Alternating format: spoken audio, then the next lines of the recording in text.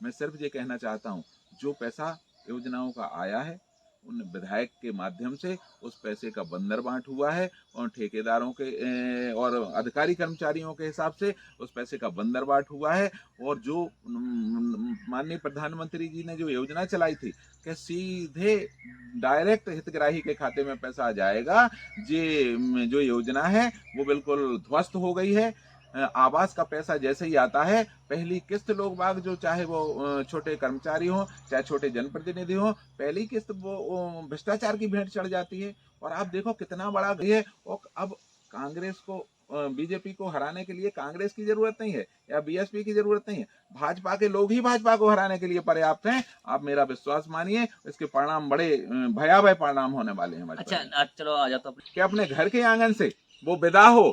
हर बाप चाहता है कि अपनी बेटी को अपने घर के आंगन से विदा करें, लेकिन वो नहीं हो पा रहा है इस सरकार में। इसलिए मैंने इस सरकार को ठोकर मार के और ऐसी बहन गलतफहमी दूर निकाल दो। अब की बात जमानत जब्त होने वाली है तुम्हारी इस विधानसभा में। और जैसे भारतीय जनता पार्टी के एक नेता हमारे बगल की विधानसभा में जमानत जब्त करा के गए थे। अब हमारा निवेदन सुनो, जो रक्षाबंधन होते जैसी फरवरी को महीना नहीं 3 साल में आउट के 4 साल में आउट, 29 दिन की जो फरवरी होती है वो 3 साल में या 4 साल में एक बार आता है।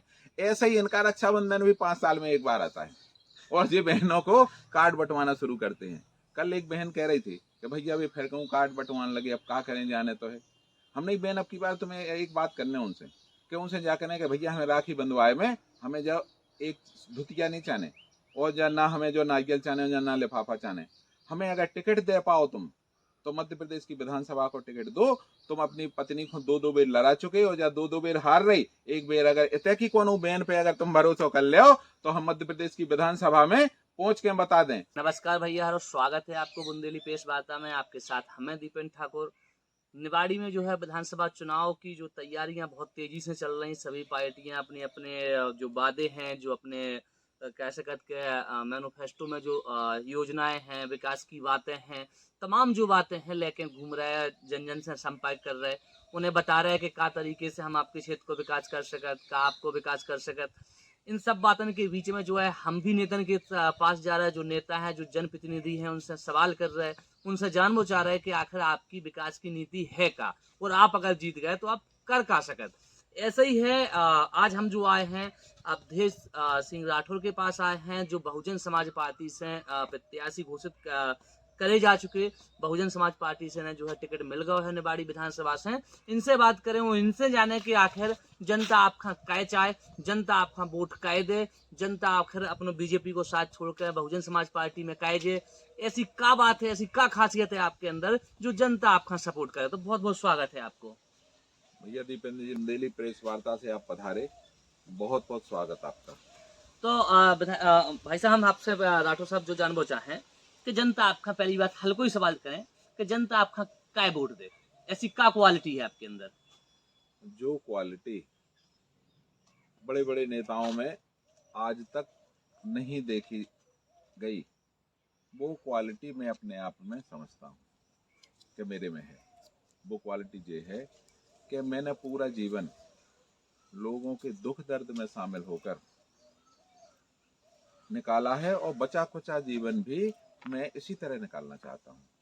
जब भी किसी के यहाँ कोई भी संकट की घड़ी होती है, अवधेश प्रताप सिंह उस परिवार के कंधे पे हाथ रख के खड़े होते हैं और उसको विश्वास दिलाते हैं कि जे हमारा आपका जो संबंध है राजनीतिक संबंध नहीं है, हमारा आपका जीवन पर्यंत जो संबंध चलने वाला है। मेरे लायक कभी भी कोई सेवा हो, निसंकोच होकर मुझे आधी रात को अगर आप याद करेंगे तो मैं आपकी मदद में आधी रात को दौड़ पड़ूंगा। अच्छा, एक बात जानना चाहें आपसे कि आपकी जो राजनीति पृष्ठभूमि है, जो राजनीति कैरियर है, बड़ो लंबो रह चुको। जितो विधायक ने खावे अनुभव न भाऊ ये, उससे ज्यादा आप राजनीति में समय गुजार चुके। पहले ही कांग्रेस में, ई के बाद बीजेपी में। तो जो पार्टी बदल बदल के क्या मतलब आप बदल रहे? मैंने कभी पार्टी बदलने का प्रयास नहीं किया। मैं कांग्रेस में कभी 2 रुपए का सदस्य नहीं रहा। लेकिन जब जब ब्रजेंद्र सिंह राठौर चूंकि मेरे भाई थे, उन्हें कांग्रेस पार्टी से टिकट मिला तो मैंने उनका काम किया भाई होने के नाते। कांग्रेस से मेरे विचारधारा कभी मेल नहीं खाई, लेकिन भाई चूंकि राजनीतिक थे और परिवार को बढ़ाने में उनकी महत्वपूर्ण भूमिका थी, इसलिए मैंने उनका सहयोग किया। एक बार जब उनका टिकट कटा तो निर्दलीय उन्हें चुनाव लड़ाना पड़ा, तो मैंने निर्दलीय रूप में भी उनकी मदद की, दोबारा भी निर्दलीय रूप में मदद की, और जब तक विधानसभाएं अलग नहीं हुई तब तक मैं उनके साथ कंधे से कंधा लगाकर मैं खड़ा रहा। जैसे ही विधानसभाएं अलग हुई और आधे % के वोटों से जब निवाड़ी विधानसभा सामान्य हो गई, तो मुझे लगा कि ये विधानसभा रामराजा सरकार ने इसको सामान्य किया है, और अब भी अगर हम सेवा करने से चूके तो फिर इसमें मेरी गलती कहलाएगी। ईश्वर भी मेहरबान है और जनता भी मेहरबान है। तो मैंने ये फील्ड चुना और मैंने निवाड़ी विधानसभा क्षेत्र से राजनीति शुरू की। अच्छा, आपने जो है पहले बीजेपी में रहे, उमा जी से आपके काफी संबंध रहे, रिलेशन बहुत ही क्लोज रहे, जी कह सकत पारिवारिक रहे। उमा जी के संगे आपने राजनीति बड़ी अच्छी करी, लेकिन ऐसा कह रहा हो कि उमा जी के बावजूद भी आपका टिकट नहीं मिल पाओ, अभी तक चुनाव के लाने आप तैयार नहीं हो पाए। देखो, भारतीय जनता पार्टी में शामिल होने की मेरी कतई इच्छा नहीं थी, लेकिन जब उमा भारती के साथ भारतीय जनता पार्टी के लोगों ने षड्यंत्र पूर्वक जो कुचक्र रच के उन्हें मुख्यमंत्री हटाया, तो मुझे लगा कि मेरे जिले की बहन के साथ जो अत्याचार हुआ है, ऐसे मौके पे मुझे बहन के साथ खड़ा होके और इनकी मदद करनी चाहिए। और मैंने पूरी ईमानदारी और निष्ठा से और मैंने बहन उमा भारती की सेवा की। और उन्होंने जो जनशक्ति पार्टी बनाई और उन्होंने कहा कि मुझे राठौर परिवार से एक सदस्य चाहिए है, तो मैंने कहा बहन जी किसी से तो नहीं कह सकता हूँ, लेकिन मैं आपको स्वयं समर्पित होके और आपके साथ और आपकी मदद करने के लिए तैयार हूँ। जब बहन जी ने समर्पण कर दिया भाजपा को, तो मुझे लगा कि जिस बहन के लिए मैं काम कर रहा था, वो बहन जिस ट्रैक पे जा रही है, निश्चित तौर पे वो ट्रैक अच्छा होगा, और मैं उसकी विचारधारा से सहमत हो गया। थोड़ा सा ये भी लगता था। दोबारा से भाजपा में आप पहुंच गए थे उधर से? दोबारा से भाजपा नहीं, पहली बार भाजपा में पहुंचे। अच्छा, और मैंने उमा भारती की वजह से ही भाजपा ज्वाइन की थी। जनशक्ति जब विलय हो गई भाजपा में, तो मैंने उमा भारती की वजह से ही भाजपा में अपनी भूमिका निभाना शुरू किया। और ये स्थिति हुई कि जगह जगह जरूरत पड़ी, तो चाहे वो चरखारी चुनाव लड़ी हूँ, चाहे झांसी चुनाव लड़ी हूँ, मैंने अग्रणी भूमिका निभा के और उनको मदद की और उनको मुख्य धारा से जुड़ने में मैंने अपना महत्वपूर्ण योगदान दिया।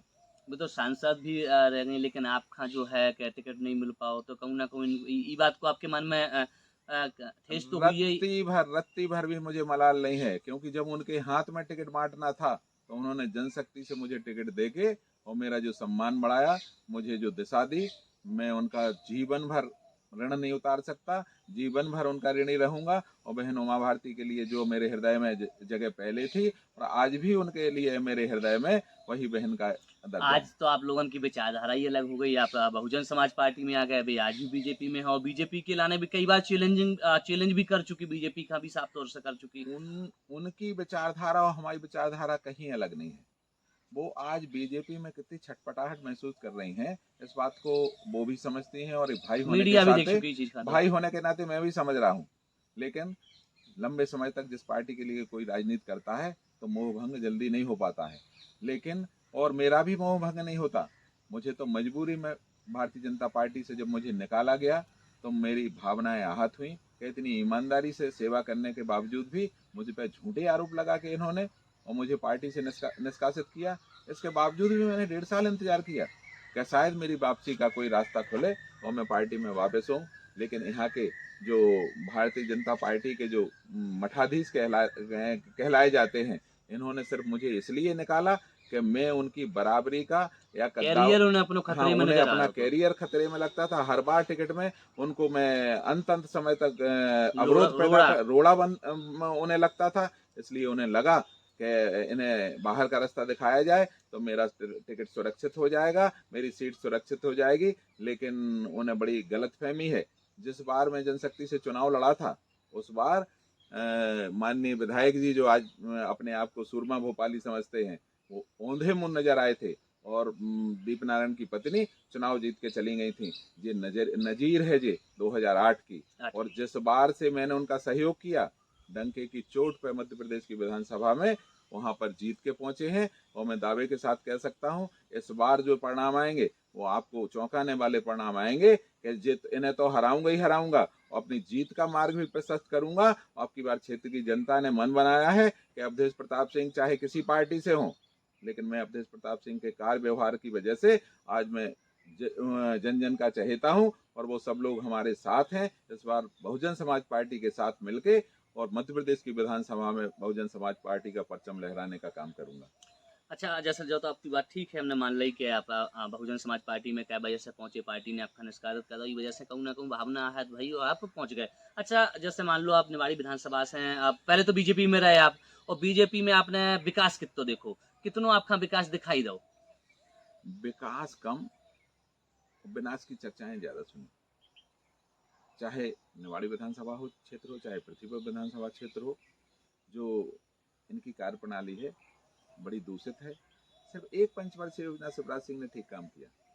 लोगों को लगता था कि यार वाकई में यार ये बहुत अच्छे नेता हैं, और धरातल पे जब ये उतरते थे तो इनको देख के लगता था कि हाँ यार हमारे सामने कोई लीडर खड़ा है।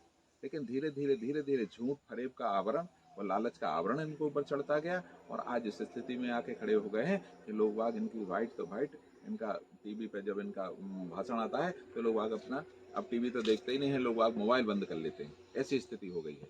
अगर ये जो 2018 में जो सरकार हारी थी, तो भारतीय जनता पार्टी की एंटी इनकम्बेंसी नहीं थी, सिर्फ अकेले शिवराज जी की और इनके जो कारिंदे हैं, जो विधायक हैं यहाँ के, इनकी एंटी इनकम्बेंसी की वजह से और भारतीय जनता पार्टी को नुकसान हुआ था। और वही नुकसान, उससे दुगना नुकसान इस बार होने वाला है। इस बार तो विधानसभा पूरे मध्य प्रदेश की बात हो गई, अब बात अपन निवाड़ी विधानसभा की करें।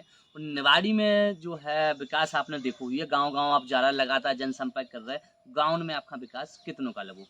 गाँव में विकास जो लोगों, कल हम रातौली गांव में गए थे और आप से हमारा हाथ जोड़ के निवेदन है कि इतने छूटबे के बाद आप सीधे रातौली जज्जो और रातौली में विकास देखे आइयो। अगर आपसे भी कहा जाए कि एक रात आप यहाँ बिता लो, अगर आप एक रात वहाँ बिताने के लिए तैयार हो जाएंगे तो मैं जो कहो सो मैं करने के लिए तैयार हो जाऊंगा। लोग बाग स्वच्छंद वातावरण में सांस नहीं ले पा रहे, घुटनों लोग बाग दलदल में फंसे हुए हैं और गलियों में कीचड़ बह रहा है। ऐसा विकास आपको मैं बता देना चाहता हूँ। अभी कुछ दिनों पहले चर्चा हुई थी कि नल से जल जो योजना प्रधानमंत्री ने चलाई थी, सबसे अच्छा परफॉर्मेंस निवाड़ी विधानसभा क्षेत्र में है। कल ही मैं गया था, लोग ये कह रहे थे साहब हमारे गांव में हफ्तों पानी नहीं आ रहा है। वो तो हमारे गांव में खुद नहीं आ रहा, आपके गांव में खुद नहीं आ रहा है। हम शिकायत भी डाल चुके हैं। ऐसे कम से कम 40% गांव ऐसे हैं, 30% गांव ऐसे हैं जिनमें टेल तक पानी तो ठीक है, आधे गांव तक पानी नहीं पहुंच रहा है। और कहीं कहीं इतनी बर्बादी हो रही है पानी की कि लोग बाग दलदल के मारे परेशान हैं। मैं सिर्फ ये कहना चाहता हूँ, जो पैसा योजनाओं का आया है उन विधायक के माध्यम से उस पैसे का बंदर बांट हुआ है, और ठेकेदारों के और अधिकारी कर्मचारियों के हिसाब से उस पैसे का बंदर बांट हुआ है। और जो माननीय प्रधानमंत्री जी ने जो योजना चलाई थी कि सीधे डायरेक्ट हितग्राही के खाते में पैसा जाएगा, ये जो योजना है वो बिल्कुल ध्वस्त हो गई है।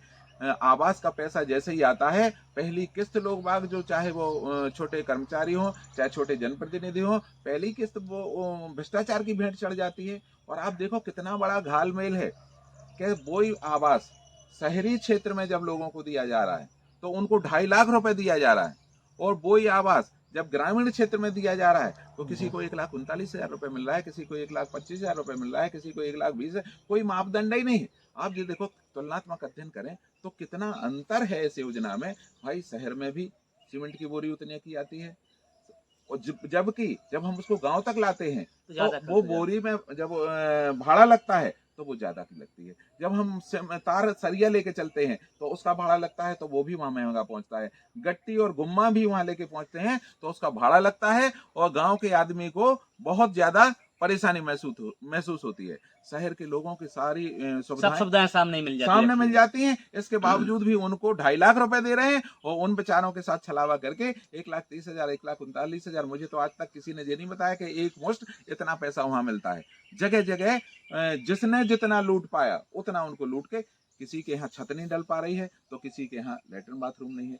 जिस ओडीएफ की चर्चा करते थे कि देश ओडीएफ हो गया, शौच मुक्त हो गया, बाहर जो बच्चे बच्चियां जाती थी, मैं आज भी दावे के साथ कह सकता हूं कि शाम को 5 बजे के बाद किसी भी रोड पे निकल जाओ आप, आज भी बच्चे लोटा पंचायत करके और महिलाएं और बहनें जैसी गाड़ी निकलती है 10 बार खड़ी होती हैं, 10 बार बैठती हैं, क्योंकि उनके यहाँ जो शौचालय की व्यवस्था है इतनी थर्ड क्लास व्यवस्था है कि वो कभी उस शौचालय में जाना ही नहीं चाहती, जा ही नहीं पाई, जाना अच्छा। चाहने की इच्छा ही नहीं हो पाती कि वो इतनी खराब किस्म की व्यवस्था है कि वहाँ कभी ना तो पानी की कोई प्रॉपर व्यवस्था हो पाई, ना उनका शौचालय ठीक ढंग से बन पाया, और हमें उनकी इज्जत का जो फालूदा ये लोग कर रहे हैं उसको देख के बड़ी तकलीफ होती है।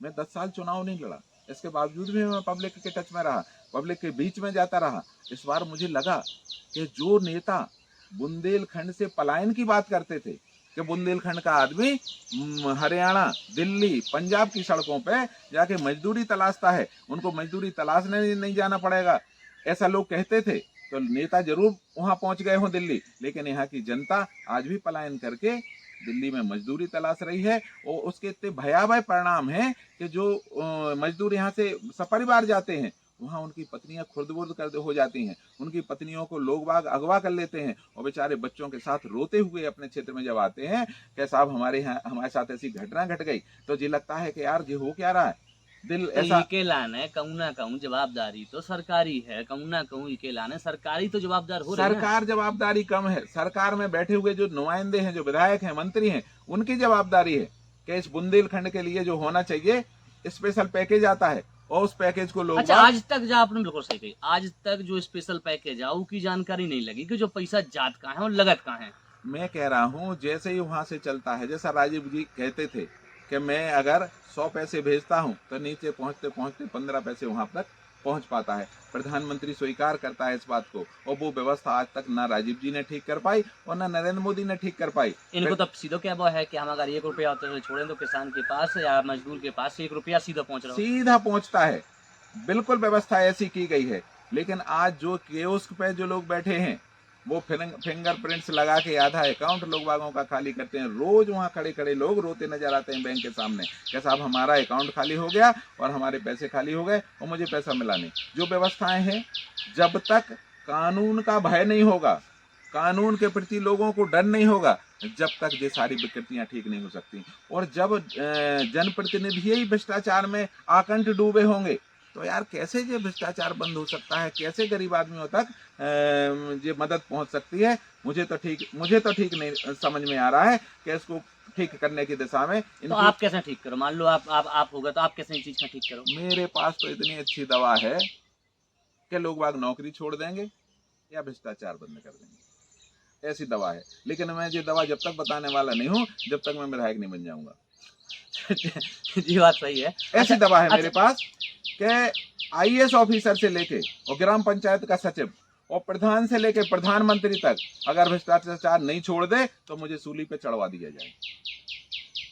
लेकिन इस दवा का इस्तेमाल मैं अविलंब, जैसे ही मेरा राजनीतिक करियर विधानसभा में शुरू होगा, ये विधानसभा के पटल पे मैं इस चीज को रखूंगा। और अगर कहीं वो इम्प्लीमेंट हो गया तो दुनिया की कोई ताकत नहीं कि आपका पैसा ऐसा पड़ा रहेगा, कोई पैसे की तरफ नजर नहीं दौड़ाएगा, मुझे इतना भरोसा है। ऐसी बातें केजरीवाल ने करी थी दिल्ली में कि अगर हम मुख्यमंत्री बन जाते हैं, जीत जाए तो हम जो है ऐसे कानून ले आए कि भ्रष्टाचार मिट जाए, सब हो जाए। लेकिन आज केजरीवाल स्वयं उस चीज में लिप्त पाया जा रहा है। वो केजरीवाल जो कहता है, मैं दूसरे दल के होने के बावजूद भी मैं तारीफ कर रहा हूँ कि मध्य प्रदेश में बिजली पैदा हो रही और सबसे ज्यादा बिजली का रेट अगर है तो कहीं मध्य प्रदेश की जनता को देना पड़ रहा है, और मध्य प्रदेश से बिजली खरीद के अगला आदमी दिल्ली में बिजली दे रहा है और मध्य प्रदेश से सस्ती बिजली दे रहा है, तो कहीं ना कहीं उसकी नीयत में कहीं ना कहीं ठीक बात समझ में मुझे आती है। अगर वो कहीं गलती कर रहे हैं तो सिर्फ एक गलती कर रहे हैं कि एक पौआ के साथ एक पौआ फ्री, एक पेटी के साथ एक पेटी फ्री,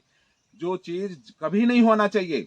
लोगों को जहर बांटने का काम कर रहे हो। इसलिए केजरीवाल पे भी जो पाप लगने वाला है, जिनके बच्चे मर रहे हैं, जिनके पिता मर रहे हैं, जिनके परिवार बेघर बार हो रहे हैं, उसका पाप अगर लगेगा तो केजरीवाल बड़ी से बड़ी हस्तियां ध्वस्त हो जाती हैं और उनके किलों पे और उनकी गड़ियों पे घास जमता है। मैंने अपनी आंखों से देखा है। तो सही के मार्ग पे चल के अगर वो भी करेंगे तो इस दुनिया में बहुत अच्छा कर पाएंगे। अगर भ्रष्टाचार की भेंट अगर चढ़ गई सरकारें तो जो मजदूर सरकारें देखो, आपने भी देखी हमसे ज्यादा राजनीति आपने करी है, हम तो केवल अब स्टार्ट करो है जो कैरियर, आप देख बहुत कुछ हो चुके। आपने देखो हुई है कौन सरकार आ जाए भ्रष्टाचार सब में भाव, और हर सरकार भ्रष्टाचार करे, तो हर सरकार जब चुनाव की बात आऊ तो एक ही बात कर कि हम भ्रष्टाचार ना होने दें। कहते तो हैं, लोग बात करने के लिए वचनबद्ध नहीं रहते, लेकिन मैं जो कहूँगा मैं करने के लिए वचनबद्ध रहूँगा। और अगर मैं नहीं कर पाया तो मैं 5 साल विधानसभा की कुर्सी घेर के नहीं बैठूंगा। मैं समय रहते इस्तीफा फेंक के और चित्रकूट चला जाऊंगा। मैं इस भ्रष्टाचार में लिप्त होने वाला नहीं हूँ, लेकिन मुझे पूरा विश्वास है कि जो मेरे एक्सपेरिमेंट है, मेरे जो फंडे हैं, मेरे राजनीतिक अनुभव हैं, उनमें भ्रष्टाचार के लिए कोई जगह नहीं होगी। और पूरे मध्य प्रदेश की तो मैं बात नहीं करता, लेकिन मैं जहां एमएलए रहूंगा वहां का आदमी भ्रष्टाचार करने के नाम से डरेगा कि मुझे भ्रष्टाचार नहीं करना है, वरना मेरी जगह हिंदुस्तान में तो ठीक है, किसी आसपास कहीं दूसरे देश में भी जाने की कोशिश करेगा तो नहीं जाने दूंगा, सीधा जेल की सलाखों के अंदर भेजने की व्यवस्था करूंगा। यहाँ खाद्यान्न में कितना बड़ा घोटाला हुआ है तुमसे अच्छा मैं नहीं समझता हूँ। एक बच्चा बच्चा जानता है, गरीब आदमी के मुंह का निवाला उन लोगों ने खाया है। 1 रुपया के रेट से अगर जोड़ो जाए तो 33 करोड़ हो रहा हो, अगर वो आज की वर्तमान स्थिति में देखी जाए तो कई हजार करोड़ में वही पहुंच हम जाना कह है। रहे कि जब लोग मुंह का निवाला छीन के, गरीब आदमियों का मुंह का निवाला छीन के और अगर खुद खाएंगे तो गरीब आदमी तो कभी पनपना ही नहीं पाना है, संपन्न हो ही नहीं पाना है। अच्छा, आपने एक बात देखी हुई है, अब एक नवा वीडियो बुंदेली वार्ता पे जो ज्ञादी नेहरवार थे, बीजेपी के नेता हैं, बीजेपी से संबंध है कहूँ ना कहूँ, उनने वर्तमान विधायक पे बड़ी गंभीर आरोप लगाया। आपने शायद देखो हुए, उनने कई ऐसी योजनाएं, जितनी भी योजनाएं बताई, साफ तौर पर सीधे तौर पे विधायक पे, सीधे वर्तमान विधायक जो अनिल जैन है, सीधे उन पर दोष मर है। उनने ये बात के कही भी है कि हम जो शीश है ऊपर है बीजेपी की, उन्हें भी यही चीज का बता चुके हैं। दीपेन जी गंभीर आरोप नहीं लगाए हैं, उसने तो सही को सही कहने का प्रयास किया है। वो एक आप उनकी बात से सहमत हैं? मैं उनकी बात से सहमत हूँ, 1,00,000% सहमत हूँ। उसने कम से कम हिम्मत की है, मैं तो उसकी पीठ ठोकने के लिए तैयार हूँ कि तुमने जो साहस किया है वैसा साहस बड़े बड़े लोग नहीं कर पाए। और मैं आपको बता देना चाहता हूँ, उसने जो आज किया है उसको बहुत पहले करना चाहिए था, बहुत पहले ये सारी चीजें उजागर करना चाहिए थी। आपको मैं निवेदन करूं तो मैं कहीं ना कहीं मैं उनकी बात से सहमत हूं और मैं चाहता हूं कि लोग ऐसी चीजें पटल पे लाएं और इनको जनता के सामने इनको नंगा करके दिखाएं कि हाँ वाकई में जिस आदमी के पास 2 वक्त की रोटी बड़ी मुश्किल से पूजती थी, आज वो करोड़पति बन गया। इतनी वेतन थोड़ी एमएलए को मिलती है, जो मानदेय मिलता है वो इसके लिए मिलता है कि जनता को वो क्या नाम खर्च करें, जनता पे स्वागत करें उसका। साहब तुमने तो अकूत संपत्ति इकट्ठी कर ली, इसका हिसाब आगे आने वाली विधानसभा में बहुजन समाज पार्टी से हिसाब मांगेगी और अभी चुनाव में तो इनका हिसाब किताब बराबर होने ही वाला है। आपको मैं एक बात और बता देना चाहता हूँ, अपनी विधानसभा में एक दीपनारायण यादव जी चुनाव लड़ रहे हैं, उनने भी मध्य प्रदेश और उत्तर प्रदेश में कितनी धन संपत्ति अर्जित की, ये पूरे बुंदेलखंड ने नहीं पूरे देश ने देखा है।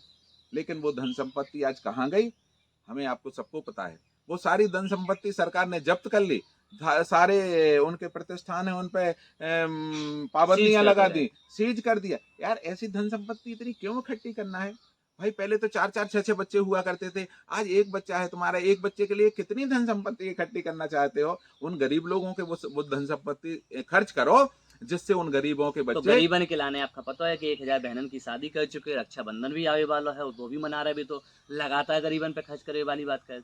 आप हमारा निवेदन सुनो, जो रक्षाबंधन होते जैसी फरवरी को महीना नहीं 3 साल में आउट के 4 साल में आउट, 29 दिन की जो फरवरी होती है वो 3 साल में या 4 साल में एक बार आता है। ऐसे ही इनका रक्षाबंधन भी 5 साल में एक बार आता है और ये बहनों को कार्ड बंटवाना शुरू करते हैं। कल एक बहन कह रही थी कि भैया अभी फिर कहूँ कार्ड बंटवाने लगे, अब क्या करें, जाने तो है।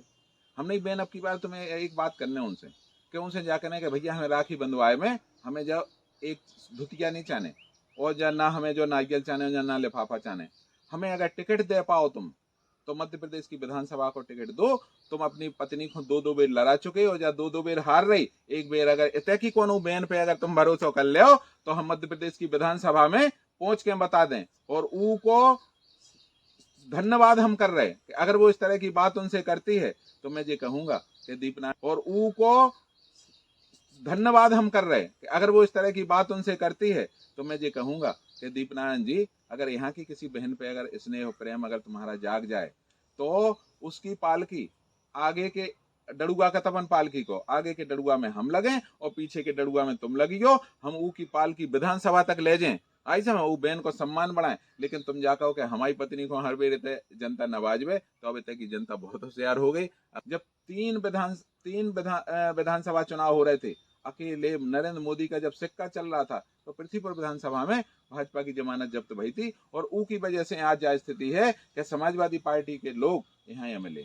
सर जैसे आपको पता है, एक सवाल जनता के बीच में आया था कि जब से निवाड़ी जिला बना है 2018 से, तब से निवाड़ी जिले में 4 साल में 7 कलेक्टर बदल चुके हैं। आपको याद, वो आपको भी पता होगा। आखिर ऐसा क्यों हुआ? आखिर ऐसा कि 4 साल में 7 कलेक्टर बदले? में इतने जागरूक हो कि आप गिनती करते रहते कलेक्टरों की। मैंने तो कलेक्टरों की गिनती करना बंद कर दिया था कि यहाँ कोई कलेक्टर ढंग से रह ही नहीं पाता था। क्यों नहीं रह पाता आखिर? इसलिए नहीं रह पाता था कि सरकार का सीधा सीधा प्रेशर इस बात पे है कि जो हमारा एमएलए कहे वो करो, और हमारे एमएलए साहब ऐसे हैं, वो कहते हैं जो कलेक्टर को कभी कर ही नहीं पाना। कानून की सिर्फ विपरीत दिशा में बात करते हैं, कानून की धज्जियां उड़ाने का काम करते हैं। इसलिए कुछ दिनों में कलेक्टर हाथ जोड़ के यहाँ से निवेदन करके चला जाता है कि माननीय विधायक जी, बहुत अच्छा आपने हमारे साथ सलूक किया और बहुत अच्छा आपने हमारा सत्कार किया, अब मैं यहाँ से अपना ट्रांसफर करा के जा रहा हूँ, लेकिन गलत कामों में मैं आपके साथ लिप्त नहीं हो सकता। नहीं, खबरें तो जैसी आई थी कि जैसे ही कलेक्टर थे आउट जिला में, और जैसे ही वे फाइलें खंगाला, जैसे ही घोटाले की जांच उनके हाथे लगती, और तभी उनको रात ट्रांसफर हो जाता। उसकी वजह है सबसे ज्यादा घपले, सबसे ज्यादा घोटालों में अपने विधायक जी लिप्त हैं।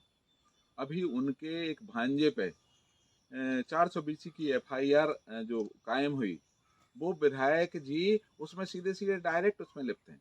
तो ऐसे कई मामले हैं जिनमें आज तक एफआईआर लिप्त वो हो नहीं पाई, लेकिन वे उसमें लिप्त हैं।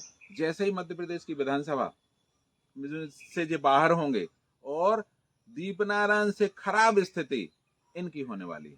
और सर जैसे आजकल गांव की जो व्यक्ति है, उनकी मूलभूत आवश्यकता है रोटी, कपड़ा और मकान। आपके तरीके से, आपके जरिए से क्या वो मतलब कि आज जनता के पास पहुंचा नहीं पहुंच रहा? व्यवस्था पूरी है? आज तो जनता कितनी वर्तमान में परेशानी में है, इस बात का आप अंदाजा नहीं लगा सकते। कल जब मैं क्षेत्र का भ्रमण पे था, तो एक महिला वहां से जब निकली, उनने देखा कि ये लोग खड़े हैं। हमने कहा अम्मा कहाँ से आ रही? तो बोली उत्तर प्रदेश में BHL में एक दिन के बासन मांझ के आ रहे भाई साहब, और हमारी 3 महीने से पेंशन नहीं मिली है। मई, जून, जुलाई और अगस्त 4 महीने होने जा रहे, 4 महीने से पेंशन नहीं मिली। तो हमने कहा कि कोनो बहू बेटिया खो 1000 रुपया डर गए हो गए। तो बोले बहुगन बेटियन को जितने वे डार रहे, वे तो अपनों फिर भी गुजर बसर चला लेती। हम बूढ़े आदमी हैं, हम पे अब हमारे घोड़े नहीं चलत, हमारे घुटने दर्द कर रहे, और हम पैदल पैदल जाके बर्तन मांझ के और 1000 रुपया में अपना काम चला रहे। आप विश्वास नहीं करो, उनकी बात सुन के हमें रो आओ, हमें जा लगो। हमने उन्हें चिपकाओ, हमने उनसे कही अम्मा चिंता नहीं करो, 3 महीना बाद ये सारी व्यवस्थाएं बदल जाएंगी। कई बार हमें खुद लगता है कि हम जो लोगों से कह रहे हैं, अगर ये सारी बातें अगर नहीं बदल पाए, तो लोग कहेंगे कि जितने जाके लाने, देखो हम आपके पीछे लगे रहे। आपने जो बातें कर रहे हैं, जो वादे कर रहे हैं, हर आपसे आपके 6 महीना में, 1 साल में आपसे जरूर हिसाब लें। ये बात को बुरा ना मानिए अगर आप जीत रहे तो। आपसे निवेदन करें, जब तक वो कहते हैं निंदक नियरे राखी हो आंगन कुटी छवाए, जब तक आप जैसे लोग, और खास तौर से मीडिया के लोग, जब तक जनप्रतिनिधियों की बाल की खाल नहीं निकालेंगे, जब तक इस देश में, इस प्रदेश में भ्रष्टाचार की जो बात करते हैं वो समाप्त होने वाली नहीं है। हम किसी पे आरोप नहीं लगाना चाहते हैं। आज कहीं ना कहीं सब लोग इसमें लिप्त हो जाते हैं, तो जो वाकई में उनका जो मुख्य काम होता है वो वंचित हो जाता है। मेरा आपसे हाथ जोड़ के निवेदन है कि आपको जितना हमारा इस मामले में सहयोग चाहिए होगा, आप कह रहे हैं महीने भर में डेली के डेली भी अगर हिसाब मांगोगे, तो मैं डेली के डेली हिसाब देने के लिए तैयार रहूंगा। और मैं मध्य प्रदेश के लोगों को कहूंगा, और खास तौर से जो विधायक चुन के जाएंगे उनसे कहूंगा कि कम से कम मीडिया की इज्जत करते रहें। तुम पैसा उनको दे पाओ चाहे नहीं दे पाओ, लेकिन उनको इतना सम्मान दो कि तुम्हारे लिए वो ईमानदारी और निष्ठा से काम करें। तुम्हारी हर कमी को, उन्हें खाली कानून सुरक्षा हर और कमी को से मिल जाए बस। खाली सम्मान, मजबूर है कि नहीं कह बहुत कुछ सम्मान जब वही कहलाएगा ना कि उनके ऊपर जो दबाव है, उनके ऊपर प्रेशर है कि अगर हम सरकार के खिलाफ जाते हैं तो कब बुलडोजर हमारे घर पे पहुंच जाएगा, कब हमारे ऊपर मुकदमा लद जाएगा। जो ये भय है, जो आतंक है, ये कम से कम समाप्त हो जाना चाहिए। और मुझे भरोसा है कि आप लोग निश्चित तौर पर इस दिशा में काम करेंगे। और किसी के लिए करो चाहे नहीं करो, मेरे लिए इस दिशा में काम करना, मैं आपका तहे दिल से आभार व्यक्त करूंगा और आपके स्वाभिमान की रक्षा करने का मैं प्रयास करूंगा। अच्छा भाई साहब, एक बात और जान बचाएं, काफी बातें हो चुकी। निवाड़ी में मान लो आपका जीत मिल रही, जीत गए आप, का ऐसी व्यवस्था करो कि निवाड़ी की जनता का रोजगार मिल जाए। भाई साहब, जिस किसान की बात मुख्यमंत्री और प्रधानमंत्री दोनों लोग करते हैं कि किसानों की आय दुगनी करूंगा, मैं आपसे सवाल कर रहा हूं, क्या बुंदेलखंड में किसानों की आय दुगनी हो गई? क्या सिंगल नहीं बची? नहीं हुई। मैं रोज जाता हूं तो किसान जी कहते हैं कि भाई साहब, खाद की बोरी के दाम इतने हो गए कि दुगनी तो दुगनी, हम 10 फुट नीचे गड़ गए। हमारे पास ना तो खाद हमें समय पर खाद, मिल रहा हो, बीज, दवाई बीज सब महंगी कुछ होगी। इतना महंगा हो गया। महंगाई के मारे जो भी विकास होता है वो महंगाई और भ्रष्टाचार की भेंट चढ़ जाता है, ऐसी स्थिति है। और सबसे ज्यादा अगर कोई सफर कर रहा है तो हमारा किसान। मैंने उसके लिए एक व्यवस्था तय की है। अपने निवाड़ी विधानसभा क्षेत्र में बहन उमा भारती ने एक प्रोजेक्ट शुरू करने का प्रयास किया था, कैन बेतवा लिंक परियोजना। लेकिन श्रीमान मुख्यमंत्री शिवराज सिंह और उमा भारती की लड़ाई में वो योजना भेंट चढ़ गई। चूंकि मैं उमा भारती के साथ था, वो बताती रहती थी कि भैया क्या करें, शिवराज जी चाहते हैं कि बिलसा में फर्स्ट फेज का काम शुरू हो, मैं चाहती थी कि छतरपुर में और टीकमगढ़ में फर्स्ट फेज का काम शुरू हो। मैं बहन जी को धन्यवाद देता हूं कि कम से कम उनने शिलान्यास तो किया, कम से कम उनने योजना का प्रारूप तो तैयार किया। अब उन मुख्यमंत्री को जो चाहिए था कि इसको अविलंब पूरा करा के और खेत की मेड़ पे बरय में पूल तक पानी अगर हम भिजवाने के काम कर देते तो ना तो हमें लाड़ली लक्ष्मी देना थी, ना लाड़ली बहना देना थी। अपनी बिटिया की विदा लोग अपने दरवाजे से सम्मान पूर्वक करते, उन्हें सामूहिक विवाह सम्मेलन में अपनी बेटी को ले जाके और विवाह नहीं करना पड़ता। मुझे इस बात का दुख दर्द मुझे पता है। मैं चाहता हूं, हर बेटी चाहती है कि अपने घर के आंगन से वो विदा हो। हर बाप चाहता है कि अपनी बेटी को अपने घर के आंगन से विदा करें, लेकिन वो नहीं हो पा रहा है इस सरकार में। इसलिए मैंने इस सरकार को ठोकर मार के और ऐसी बहन के साथ खड़ा हो गया हूं कि जिनने उत्तर प्रदेश में कानून व्यवस्था इतनी चौकस रखी थी कि जब उनका राज था उत्तर प्रदेश में, बड़े बड़े गुंडे मवाली या तो प्रांत छोड़ के भग गए थे या जेल की सलाखों के अंदर थे। मैं वैसे ही राज यहाँ देखना चाहता हूं और वैसा राज कायम करके आपको मैं यहाँ दिलाऊंगा। मैं आपको विश्वास के साथ कह सकता हूँ इस बात को। बहुत अच्छी बात कही, आपका हथुआ भी आ गई बातन पे। काफी बातें हो चुकी हैं आपसे।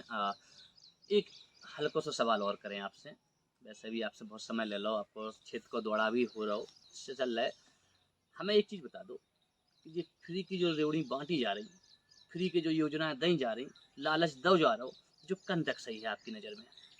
इस देश के नौजवानों को, इससे नुकसान है देश का? इस देश के नौजवानों को जो भिक्षावृत्ति की ओर अपन धकेल रहे हैं, चाहे केंद्र सरकार की योजनाएं हो, चाहे प्रदेश सरकार की योजनाएं हैं, जो भिक्षावृत्ति की ओर लोग भेज रहे हैं, इससे भयावह स्थिति इस देश में कभी होने वाली नहीं है।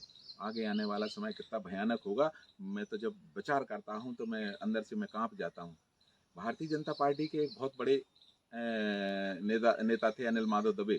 एक बार उनका जब हमने भाषण सुना और भिक्षावृत्ति पे बोले तो मेरा रोम रोम खड़ा हो गया। आज ये स्थिति है कि जैसे ही लोगों ने सुना कि जे मुख्यमंत्री बनने की लाइन में है, वो कुछ दिनों में उनका देहावसान हो गया। मैं तो हतप्रभ रह गया कि ऐसा नौजवान, ऐसा बढ़िया आदमी इतने जल्दी कैसे काल के काल में समा गया। तो मैंने ये देखा है, जिनके थोड़ा बहुत भी विचार अच्छे थे, क्या तो वो पार्टी से निष्कासित कर दिए गए या पार्टी से विदा कर दिए गए। इतना छलावा इस पार्टी ने लोगों के साथ किया है कि अब तो डर लगता है कि जी किसके साथ कब क्या कर दें पता नहीं। तो उनका कहना था कि भिक्षावृत्ति अकेले चार आने मांग के नहीं होती। भिक्षावृत्ति इस तरह की होती है कि हम खड़े हैं झोली फैलाए, भाई हमें जिलाध्यक्ष बना दो, भाई साहब हमें साड़ा का अध्यक्ष बना दो। ये भी एक भिक्षावृत्ति है और तुम उसके एवज में लाखों करोड़ों रुपए उनसे पैसा लेके और जो इस भिक्षावृत्ति को बढ़ावा दे रहे हैं। अगर सही मायने में अगर जनता की सेवा करना है तो उनके नौजवानों को हाथ को रोजगार दे दो, किसानों के खेत तक पानी दे दो, जिससे उन्हें ना तो खाद बीज बिजली दे ना दो, तो उन्हें महंगी बिजली खरीदना पड़े, ना उन्हें महंगा खाद। अपने यहाँ का बुंदेलखंड का आदमी इतना मजबूत और ताकतवर है कि वो दिल्ली में 4 मंजिल तक तसला रख के जब ऊपर चढ़ता है तो उसकी आत्मा क्या कहती है। दिन भर में 4 तसला लेके ऊपर नहीं चढ़ पाता है वो, और नीचे जब आके बैठता है तो उसको लगता है कि यार हम कहाँ डले। सही है, घर छोड़ के। और उनके माँ बाप यहाँ दुखी हैं, उनके नौजवान बच्चे वहां दुखी हैं, उनकी पत्नियों की कितनी दुर्दशा हो रही है। वे बेचारे 2 लोग जाते हैं और लौटते अकेले लौटते हैं, उनके बच्चे रोते हुए आते हैं कि हमारी मम्मी को अमुक व्यक्ति भगा ले गया। हाँ, लालच में कहीं ना कहीं प्रेशर लालच में में फंस जाते या किसी ना किसी तरह, और वो बगैर माँ के वो जो बच्चे हमारे क्षेत्र में लौट के आते हैं, तो मुझे लगता है कि इनके साथ वाकई में कोई भी सरकार न्याय नहीं कर पाई है। मैं ये न्याय करूंगा कि हमारे क्षेत्र का कोई नौजवान, हमारे कोई भी क्षेत्र की बहन बेटी दिल्ली में मजदूरी करने नहीं जाएगी, ऐसा मेरा प्रयास हो। विधानसभा के लोगों ने कहा आपको क्या बोला कि विधानसभा में आप काम मैं दिलाऊंगा। आप मेरे पास इतनी योजनाएं हैं कि मैं हर गांव में लोगों के हाथ को रोजगार देने की व्यवस्था कर सकता हूं। इतनी बढ़िया प्लानिंग मेरे पास है। मैं आपको बता दूं, ये अपनी झूठी पीठ चाहे शिवराज सिंह थपथपाएं, चाहे विधायक जी थपथपाएं, यहाँ पे पृथ्वीपुर विधानसभा में 1 इंच जमीन में आज तक उद्योग स्थापित नहीं हुआ। 20 वर्ष होने के बावजूद भी 1 भी इंच में स्थापित नहीं हुआ। शिवराज सिंह जी ने एक इन्वेस्टर मीट कराई थी सागर में 2008 में। जब वो इन्वेस्टर मीट हुई थी तो मैं उस मीट का हिस्सा था, और मैंने पृथ्वीपुर विधानसभा में 50 हेक्टेयर जमीन का एक आवेदन दिया था। वो लिखित दस्तावेज इनकी फाइल में पड़ा और साहब बर्बाद हो गया। अभी जब हमने यहाँ के विधायक को भला बुरा कहा, कि यार एक महाविद्यालय नहीं खुलवा पाए ओरछा में, तुम 15 साल में 20 साल में तुम्हें चुल्लू भर पानी में नाक डुबो लेना चाहिए, तब विधायक को शर्म लगी और मुख्यमंत्री जी से अनुनय विनय करके और घोषणा करके साहब वहाँ महाविद्यालय हो जाएगा और JR में वो इंडस्ट्रियल एरिया हो जाएगा। जो आदमी इंडस्ट्रियल एरिया का नाम नहीं जानता है कि किस गांव में खुल रहा है, वो क्या उसने खोला होगा क्या? वो अगर वो कोई खोलता है तो उसको पता लगता है कि मैंने फलानी जगह स्वीकृत किया है। योजना पहले स्वीकृत हो गई, शिलान्यास श्रीमान जी यहाँ आके कर गए, और आज तक हमें संशय है कि चूंकि JR ब्रजेंद्र सिंह राठौर का गांव था, मेरा पैतृक गांव है, तो ये इंडस्ट्रियल एरिया बन पाएगा कि नहीं बन पाएगा मुझे दुविधा है। लेकिन मैं दावे के साथ कहता हूं कि पृथ्वीपुर विधानसभा हो चाहे निवाड़ी विधानसभा हो, इंडस्ट्रियल एरिया जो फैक्ट्रियां बंद पड़ी हैं, यहाँ के लोग मजदूरी करने के लिए वहाँ क्या नाम दिल्ली और हरियाणा में मजदूरी कर रहे हैं, ये इंडस्ट्रियल एरिया फिर से हरे भरे होंगे, इनमें फिर से सुचारू रूप से काम चलेगा और यहाँ का रोजगार आदमी दिल्ली करने नहीं जाएगा, यहीं रोजगार प्राप्त करके अपने माता पिता के साथ शाम का भोजन करेगा वो, और उनके साथ सुखी सुखी अपना जीवन यापन करेगा। ऐसी व्यवस्था मैं करने वाला हूँ। सर आपसे एक और सवाल करना चाहता हूँ, जैसे बच्चे जो हैं देश का बच्चे भविष्य हैं, तो जब बच्चे पढ़ेंगे नहीं तो बढ़ेंगे कैसे? आप आज का बच्चा ग्वालियर जा रहा पढ़ने, दिल्ली जा रहा पढ़ने, भोपाल जा रहा पढ़ने। बहुत अच्छा सवाल किया, बहुत अच्छा सवाल किया। आपको ज्यादा कहने की जरूरत, आपने सारा कर दिया, इतनी पर्याप्त है। मैं आपको बता देना चाहता हूँ, 10 वर्ष अपना जिला बनने के लिए पूरे होने जा रहे हैं। 10 वर्ष में जैसे ही कोई जिला बनता है तो एक जवाहर नवोदय विद्यालय उस जिले को मिल जाता है। आज 10 वर्ष में भी माननीय विधायक जी ने ये नहीं चाहा कि हम इस जिले को एक जवाहर नवोदय विद्यालय दे दें, तो कम से कम गरीब आदमियों के बच्चे उसमें पढ़ के और अच्छी शिक्षा लेकर और इस अपने माँ बाप का नाम रोशन करेंगे और प्रदेश का नाम रोशन करेंगे। तो जवाहर नवोदय विद्यालय नहीं हो पाया। यहाँ बहुत सारी बातें सुनने मिल रही हैं कि वो सेंट्रल स्कूल खुल रहा है। सेंट्रल स्कूल जाने कितने दिनों से स्वीकृत पड़ा है और आज तक निवाड़ी में केंद्रीय विद्यालय की स्थापना नहीं हो पाई, और वो सिर्फ इसलिए नहीं हो पाई कि इसका जो स्कूल है वो उद्योग की तरह इस्तेमाल कर रहा है। उस स्कूल को दुकान की तरह इस्तेमाल कर रहा है। स्कॉलर के नाम से जो इनका स्कूल है निवाड़ी में। अच्छा। लोग बागों का कहना ये है कि साहब अन्य लोग एडमिशन नहीं कर पाते हैं, जब इनके यहाँ सीटें फुल हो जाती हैं तब अन्य लोग एडमिशन कर पाते हैं। शिक्षा के प्रति इतना भयंकर करप्शन, मैं नहीं सोचता था कि ये बच्चों के साथ, बच्चों के माँ बाप के साथ इतना बड़ा अन्याय करेंगे। कहते यहाँ पे केंद्रीय विद्यालय और क्या नाम जवाहर नवोदय विद्यालय 10 साल में। मेडिकल तो खैर इनकी पहुंच के बाहर है, मेडिकल की तो ये कल्पना ना करें। आपको पता है मेडिकल की कल्पना तो बहुत बड़ी बात है। एक जवाहर नवोदय विद्यालय और केंद्रीय विद्यालय जब इनने संचालित नहीं होने दिया कि हमारा स्कूल प्रभावित ना हो जाए, हम आर्थिक नुकसान ना हो जाए, ऐसी जिसकी भावना हो। मैं तो सही बात बता दूं, मैं पछता रहा हूं कि 2 बार इनका सहयोग करके मैंने भी जो पाप किया है उसका पश्चाताप करने का मौका भी मिल गया। और इसके पश्चाताप की आग में मैं जो जल रहा हूं, मैं इस काम को पूरा करके अविलंब यहाँ पे जवाहर नवोदय विद्यालय, अविलंब यहाँ पे केंद्रीय विद्यालय खुलवा के ही दम लूंगा। प्रथम सत्र में ही इस काम को करने वाला हूँ। अच्छा एक चीज़ और बता दो, उमाजी का आपके चुनाव में संग देवे वाले थे, आए हैं का विधानसभा? देखो साहब, अब तो हम जो जनता जनार्दन है, हमारा चुनाव वो लड़ रही है। उमा भारती की मजबूरी है, उमा भारती आज भी बीजेपी से टच में है। आई समय वो क्या करेंगी, कब करेंगी, कैसे क्या स्वरूप होगा, मुझे कुछ भी पता नहीं। तो आपका आशीर्वाद तो मिलेगा हुई है। आशीर्वाद की जहां तक बात है कि हर बहन का आशीर्वाद अवधेश भाई के साथ है, हर बेटी का आशीर्वाद अवधेश चाचा के साथ है, हर नौजवान साथी का आशीर्वाद और सहयोग अवधेश भाई के साथ है। मैं सिर्फ इतना कह सकता हूँ कि लोगों को जो विश्वास है कि यार कोई ईमानदारी से काम करे चाहे न करे, लेकिन अवधेश प्रताप सिंह ईमानदारी से काम करने वाले हैं। लोगों में ऐसा आत्मविश्वास है और मैं इस आत्मविश्वास को चोट नहीं लगने दूंगा, ठेस नहीं लगने दूंगा। इसलिए मैं संकल्पित हूँ और लोगों को एक भरोसा है कि मैंने कांग्रेस जिताई है बहुत लंबे समय, भारतीय जनता पार्टी को भी 10 बार जिता है। एक बार यहाँ की जनता साइकिल के कैरियर पे भी बैठ गई थी, मतलब दीपनान की पत्नी को भी जिता दिया था।